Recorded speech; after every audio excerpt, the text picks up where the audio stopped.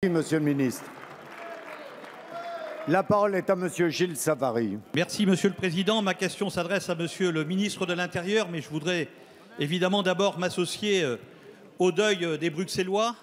Nous avons tous été très durement touchés par l'émotion et par la compassion à l'annonce de ces attentats horribles, en particulier certains d'entre nous qui ont fréquenté pendant de nombreuses années ces lieux et qui en ressentent aujourd'hui la dramaturgie. C'est aussi la capitale de l'Europe qui, vu du reste du monde, est visée aujourd'hui.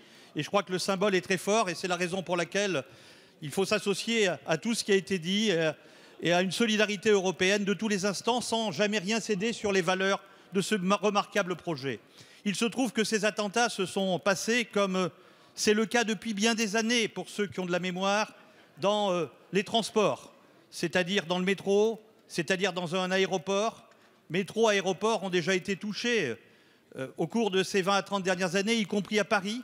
On s'en souvient tous, là où le RER B avait été attaqué en 1995, mais aussi à Londres, mais aussi à Atocha avec plus de 200 morts en Espagne, mais aussi l'attentat au gaz sarin au Japon, mais aussi à Moscou. Pourquoi est-ce que les transports sont touchés? Je ne vais pas parler évidemment du 11 septembre 2001, mais ils sont touchés parce que ce sont des lieux de liberté, ce sont des lieux d'échange, ce sont des lieux d'extrême confinement. Et il serait évidemment extrêmement malhonnête, d'enchère en enchère sécuritaire, de prétendre ici que l'on voudrait renoncer à nos libertés de circuler pour assurer un risque zéro. Mais nous ne partons pas de rien. En particulier en Île-de-France, la SNCF a 2800 agents de la SUGE. Elle a une police des transports de 2600 personnes. La RATP est équipée d'une police des transports. Et nous avons voté une loi le 16 mars ici, dont je voudrais simplement demander quand elle sera promulguée et quand les décrets d'application pourront être mis en œuvre. Je voudrais également demander au ministre s'il ne pense pas utile de demander à Bruxelles... La parole est à Monsieur le ministre de l'Intérieur.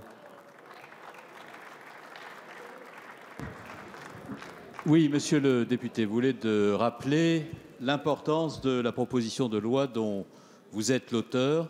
Et je voudrais vous remercier pour le travail que vous avez accompli en préparant et en accompagnant le vote de cette proposition de loi. Et je voudrais vous saluer aussi pour le progrès que constitue cette proposition pour assurer la sécurité des Français.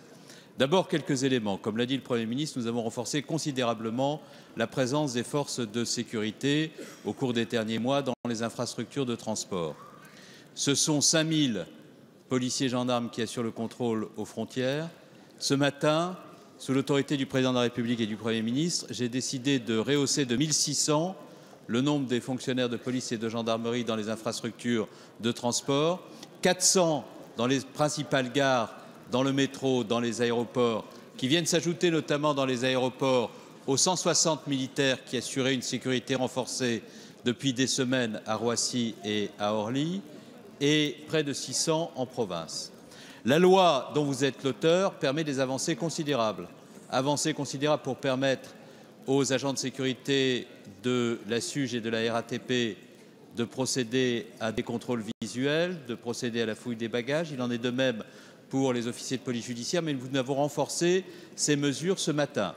Pour l'accession aux lieux publics, obligation de détenir des pièces d'identité qui permettront des contrôles aléatoires de la part de la police. Des informations seront communiquées par les grandes compagnies de transport et nous réorientons en liaison avec Jean-Yves Le Drian le dispositif Sentinelle sur les infrastructures de transport les plus sensibles. La loi sera promulguée, les décrets d'application sont d'ores et déjà pris et nous prenons des mesures de police administrative pour procéder au criblage conformément à la loi dont vous êtes l'auteur, des personnes qui, dans les infrastructures de transport ou les sociétés de transport, peuvent représenter un risque de sécurité. La parole est à Madame Huguette Bello. Merci, Monsieur le Président.